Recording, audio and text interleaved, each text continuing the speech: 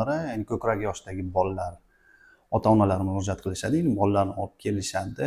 Bolamda qulog'i og'riyapti, bir ko'rib qo'ying. Ichida bir suvmi, yiringga o'xshash oqyapti deb olib kelishadi. Eng ko'p uchraydi.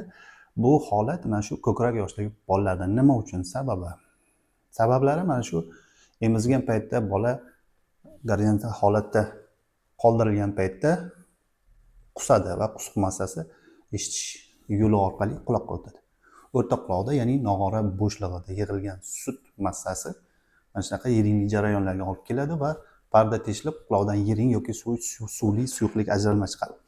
Mana shunaqa holat juda ko'p uchraydi va yana bir aytish kerak bo'lgan, ogohlantirishim kerak bo'lgan narsa, mana shunaqa holatda chaqaloqlarda, ko'krak yoshidagi bolalarda quloq og'riganda yoki suyuqlik kelganda tomiziladigan tomchi dorini albatta lor shifokoriga ko'ringandan keyingina